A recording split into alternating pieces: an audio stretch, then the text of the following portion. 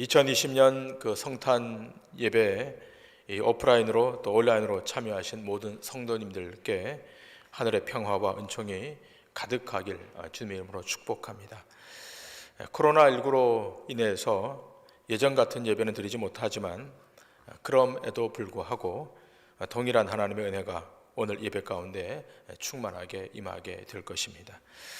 오늘 성탄 양보할 수 없는 진리라는 제목으로 여러분에게 말씀을 증거하도록 하겠습니다. 사람이 사는 세상에는 역사적인 기록들이 남아 있습니다. 그 수다한 기록들 가운데에는 사람들의 기억에서 사라져버린 사건들이 있습니다. 그리고 그 사건들이 과거라고 하는 시간 속에서 묻혀지는 경우가 있습니다.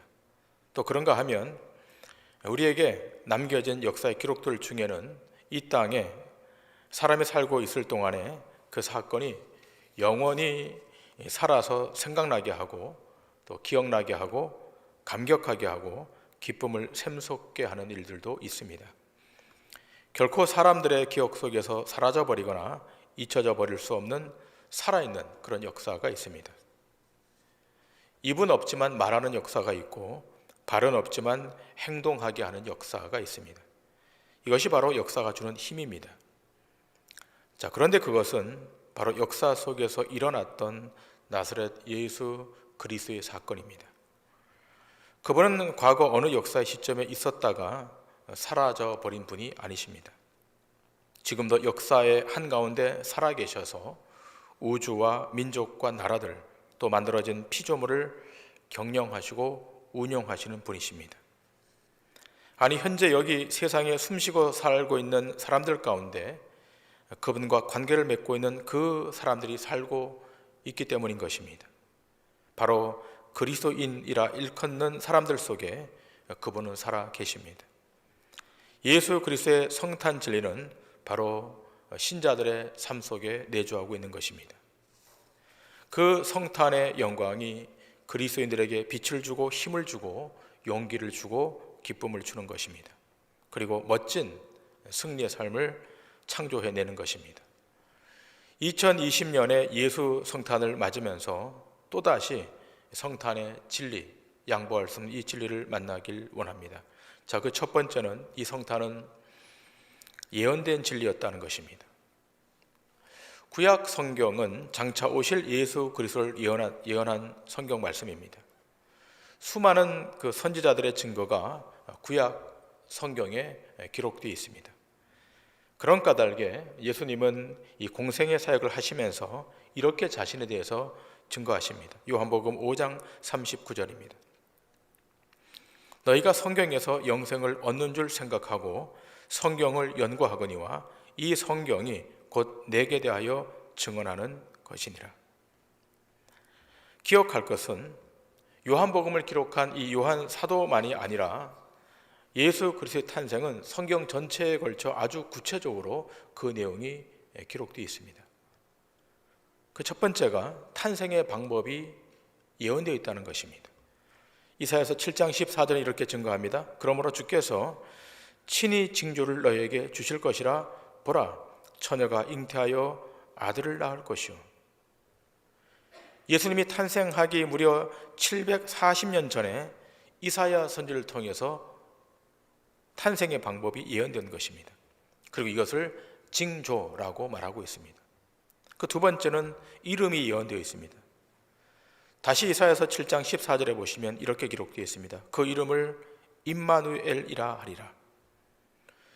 이 뜻을 풀이하면 하나님이 우리와 함께 계신다는 뜻입니다. 그 이름이 예언되어 있습니다. 하나님의 천사 가브리엘은 마리아와 정혼했던 청년 요셉에게 아들을 낳으리니 이름을 예수라 하라. 이는 그가 자기 백성을 저의 죄에서 구원하심이라 라고 말했습니다. 이 천사의 예언은 마리아에게도 주어진 이름이었습니다. 누가복음 1장 31절에 이렇게 기록되어 있습니다. 보라, 네가 잉태하여 아들을 낳으리니 그 이름을 예수라 하라. 이 탄생의 이름이 예고되어 있는 것입니다. 세 번째, 탄생의 시기와 나라와 장소가 예언되어 있습니다. 히브리서 1장 2절은 이렇게 증거합니다. 이 모든 날 마지막에는 아들을 통하여 우리에게 말씀하셨으니 이 아들을 만유의 상속자로 세우시고 또 그로 말미암아 모든 세계를 지으셨느니라.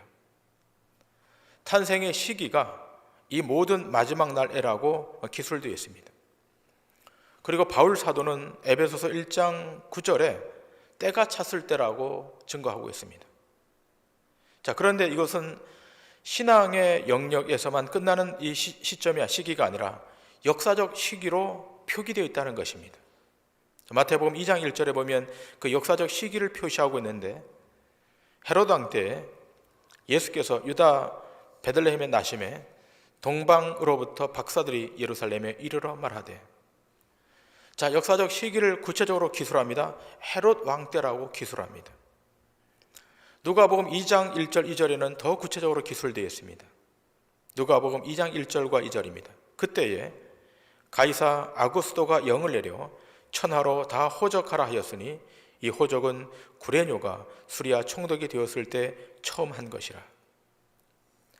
예수님의 탄생에 대하여 정확히 역사적 연대를 기술하고 있습니다. 예수님은 헤롯 왕 때에 탄생했다는 것입니다. 자, 한 걸음 더 나아가 예수가 탄생할 나라는 유다 베들레헴이라고 명확히 기술합니다.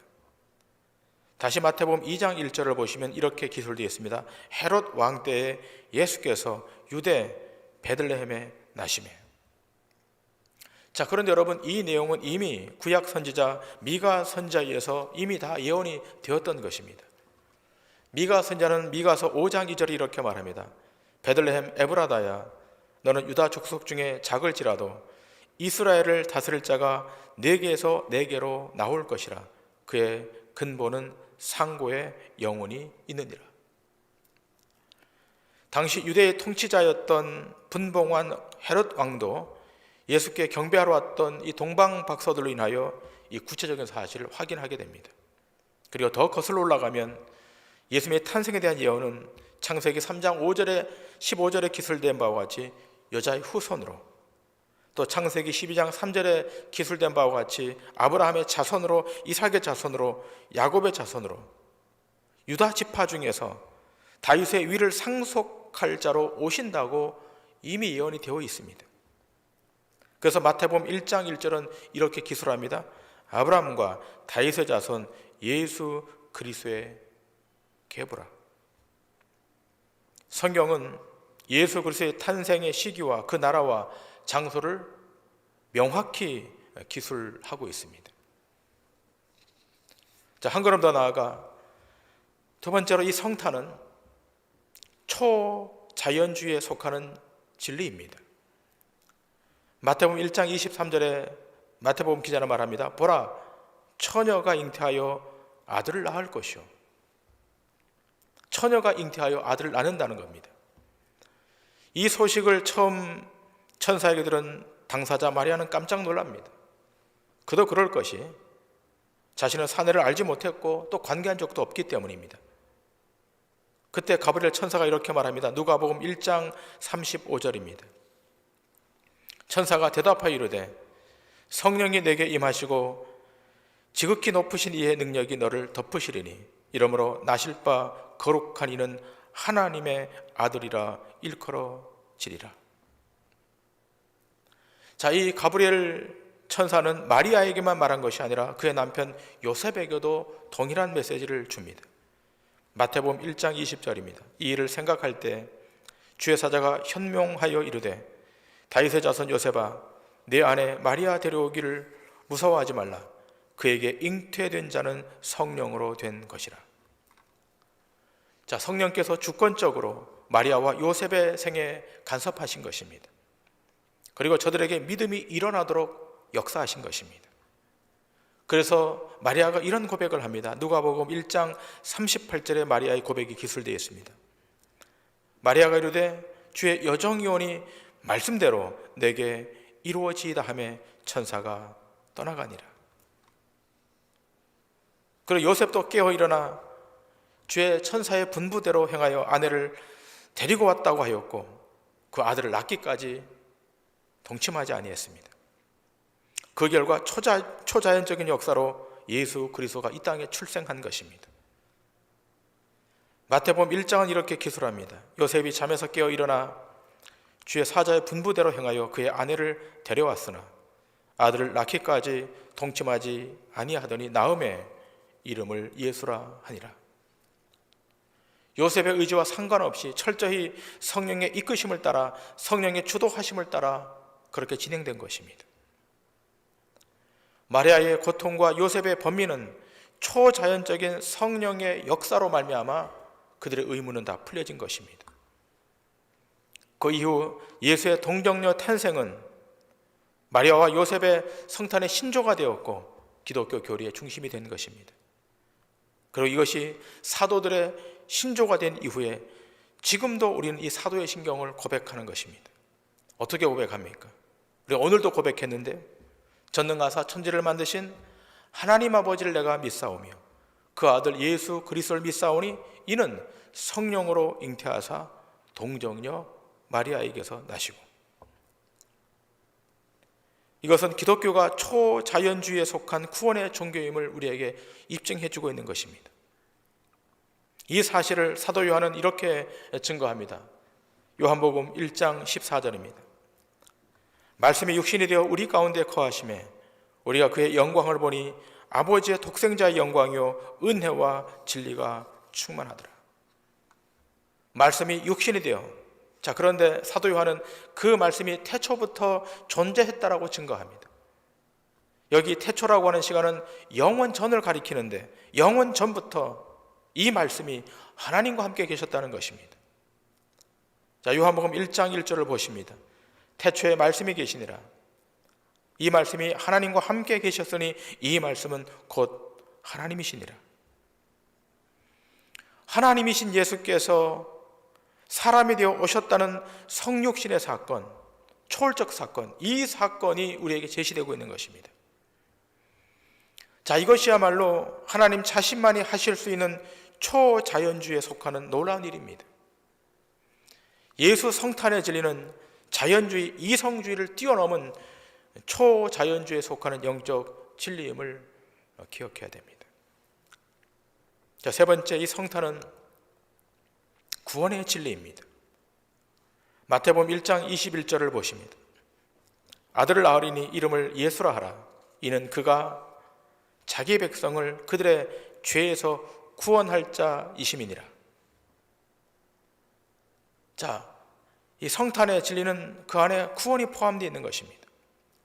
여기 분명히 기술된 바와 같이 예수 그리스도의 성탄은 자기 땅에 자기 백성을 구원하시려고 오신 것입니다. 자, 여러분과 제가 이 지점에서만큼은 모두 일치된 명확한 입장을 견지하셔야 됩니다. 예수님이 이 땅에 오신 목적, 이 성탄의 목적은 하나님이 구별해 놓으신 자기 백성을 찾아 구원하시기 위함인 것입니다.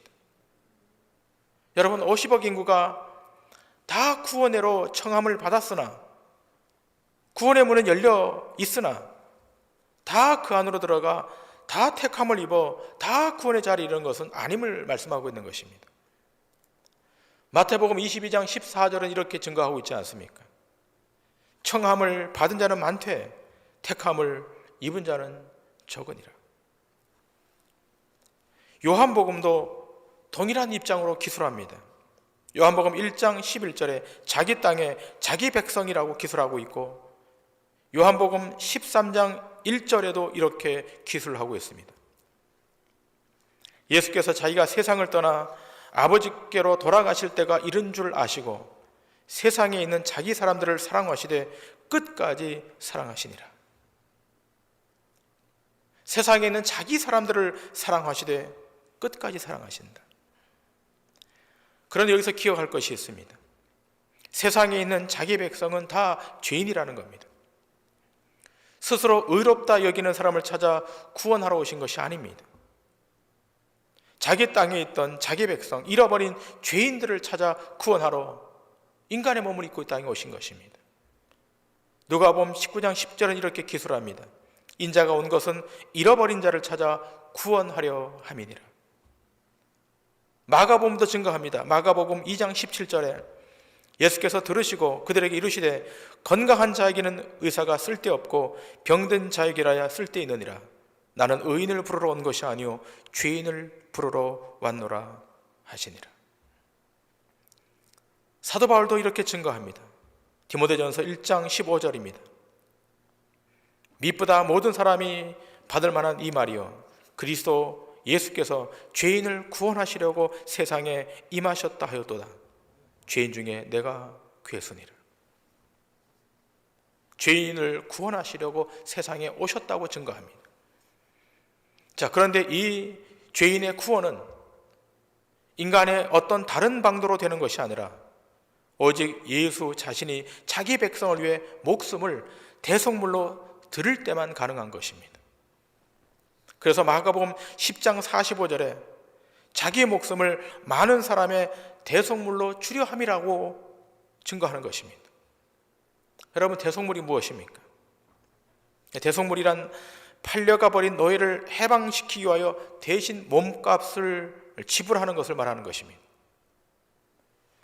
자, 예수께서 하나님의 자기 백성을 세상으로부터 구출해내시기 위해서, 악으로부터 구원해내시기 위해서 십자가에서 자기 몸을 들여 희생시킴으로 그 값을 지불함으로 하나님의 자기 백성을 구원해내시는 것입니다. 그래서 사도 베드로도 이렇게 말합니다. 베드로전서 1장 18절 19절입니다. 너희가 알거니와 너희 조상이 물려준 헛된 행실에서 대속함을 받은 것은 은이나 금같이 없어질 것으로 되는 것이 아니요 오직 흠없고 점없는 어린 양 같은 그리스도의 보배로운 피로 된 것이니라. 바로 이것이 성탄의 복음입니다.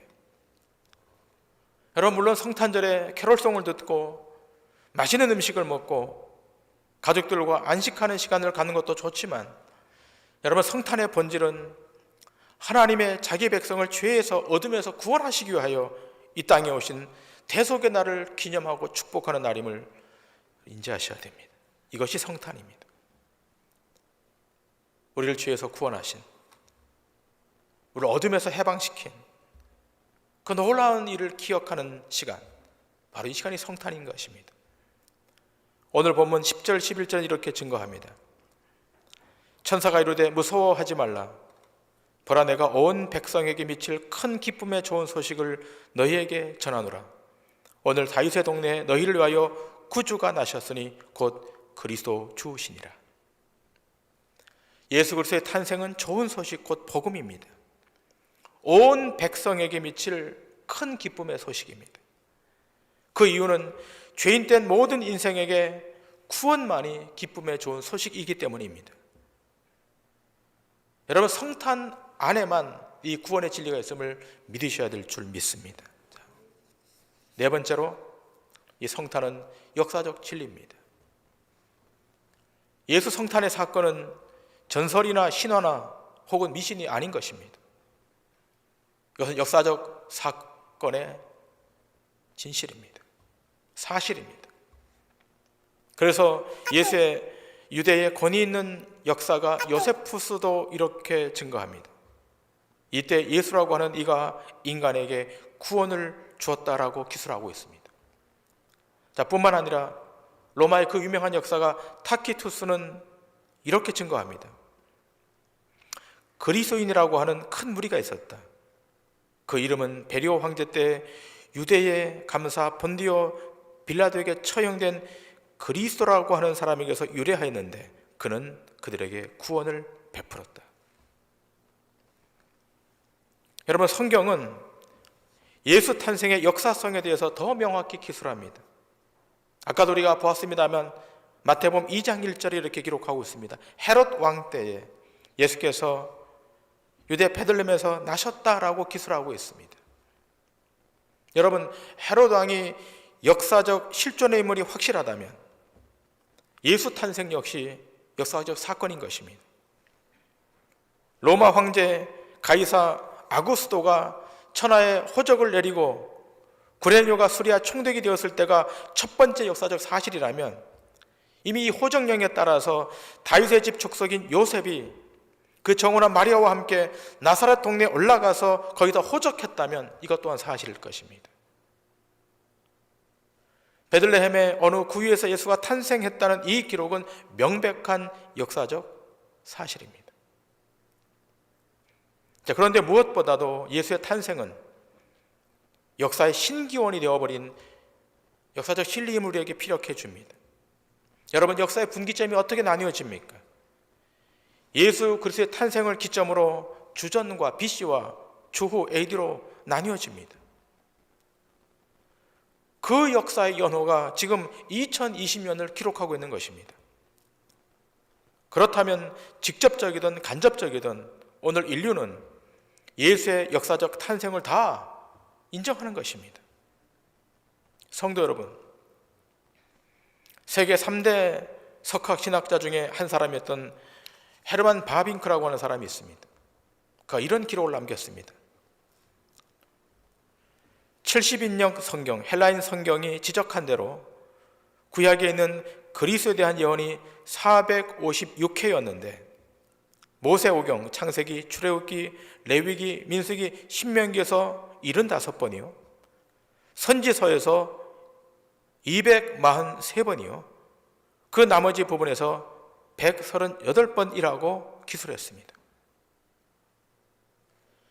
여러분, 이러한 구약의 예언은 예수 그리스도 자신의 탄생과 33년의 지상에서의 삶과 십자가의 죽으심과 부활로 말미암아 하나도 빠뜨림없이 다 완성된 것입니다. 하나님은 저 에덴 동산에서 범죄한 아담에게 그리스도께서 세상의 여인의 후손으로 오셔서 뱀의 후손을 이길 것을 예언하고 약속해 주셨습니다. 창세기 3장 15절에 분명히 기록되어 있습니다. 그 사단을 이기신 예수께서 여인의 후손으로 출생할 것을 이미 예언한 것입니다. 바울은 갈라디아 교회에 편지하면서 이렇게 기술합니다. 갈라디아서 4장 4절 5절입니다.